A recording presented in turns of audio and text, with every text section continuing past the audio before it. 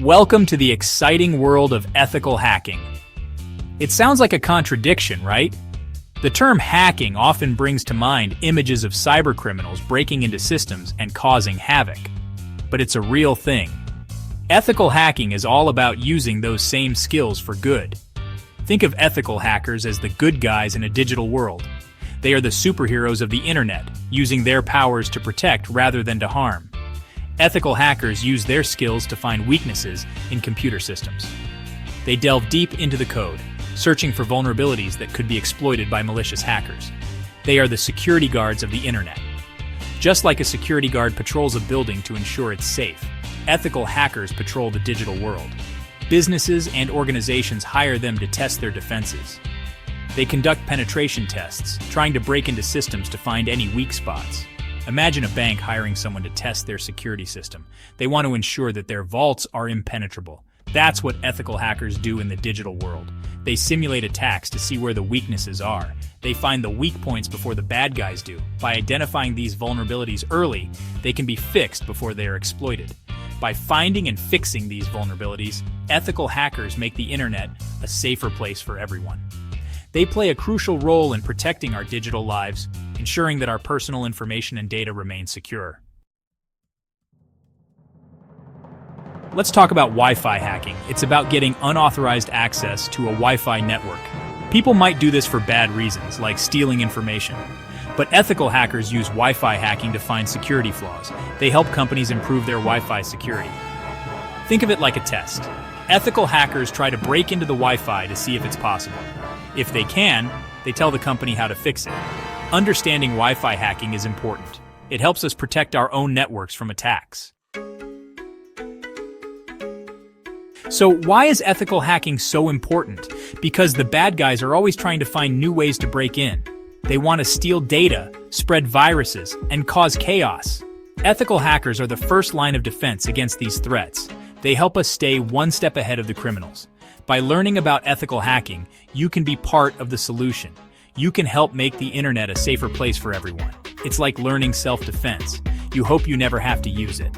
But it's good to know how to protect yourself if you need to. Now, let's talk about hacking a Wi-Fi network with one command. It sounds too good to be true, right? But with the right tools and knowledge, it's possible. This is for educational purposes only. We will be focusing on ethical hacking techniques. Remember, hacking without permission is illegal. The command we'll be using is part of a tool called Aircrack-ng. It's a popular tool among ethical hackers for testing Wi-Fi security. But before we dive into the technical stuff, let's make one thing clear. Using these skills for illegal activities is a crime. Always get permission before testing the security of any network. Section 5. Tools of the trade Aircrack-ng. Let's get familiar with aircracking. It's a powerful tool for testing Wi-Fi security. Think of it as a Swiss Army knife for ethical hackers. Aircrack-ng is a suite of tools. This means it has different components for different tasks. It can capture network traffic, analyze data packets, and even crack passwords. Don't let the technical terms scare you. It's like learning a new language. Once you understand the basics, it's not that complicated. Aircrack-ng is a command line tool.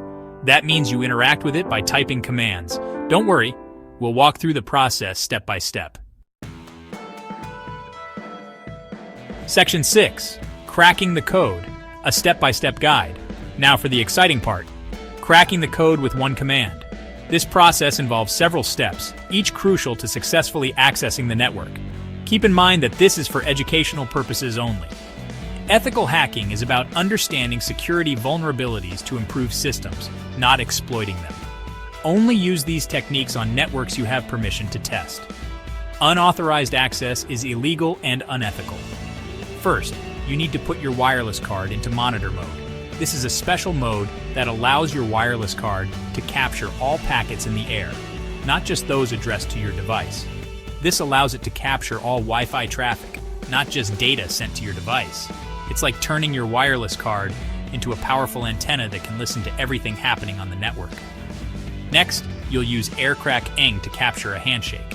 Aircrack-ng is a suite of tools designed for network auditing and penetration testing. This is a special data exchange that happens when a device connects to a Wi-Fi network. The handshake contains the information needed to attempt to crack the network's password. Once you have the handshake, you can use Aircrack-ng to try and crack the password. This involves using a word list, which is a file containing a list of potential passwords. This might take some time, depending on the complexity of the password. Simple passwords can be cracked quickly, but more complex ones can take much longer. The command you'll use is Aircrack-ng wordlist, BSSI, capture file. The word list is a file containing possible passwords. The BSSID is the MAC address of the target access point, and the capture file is the file containing the captured handshake. Replace word list with the path to a file containing possible passwords. This file can be downloaded from various sources online or created manually. Replace capture file with the name of the file containing the captured handshake. This file is generated during the handshake capture process. Replace BSSID with the MAC address of the target access point. This information can be obtained during the network scanning process. With these steps, you can attempt to crack the Wi-Fi password. Remember, this is a learning exercise to understand network security better. Section 7. The law and you, staying legal. We need to talk about the legal side of things. Hacking into someone's Wi-Fi without their permission is illegal. It's considered a crime in most countries. The same goes for intercepting network traffic or accessing data without authorization. These activities can land you in serious trouble with the law. The information provided here is for educational purposes only. It's crucial to use these skills responsibly and ethically. Always get explicit permission before testing the security of any network. Otherwise, you could face legal consequences. Section 8. Safety first. Protecting yourself online. Protecting yourself online is crucial. In today's digital age, our lives are increasingly intertwined with the internet.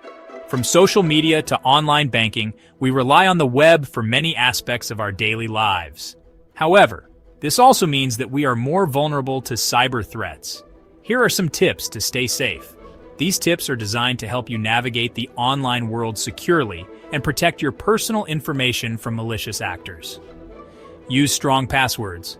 A strong password is at least 12 characters long and includes a mix of uppercase and lowercase letters, numbers, and symbols. Avoid using easily guessable information like your name or birth date. Consider using a password manager to keep track of your passwords securely.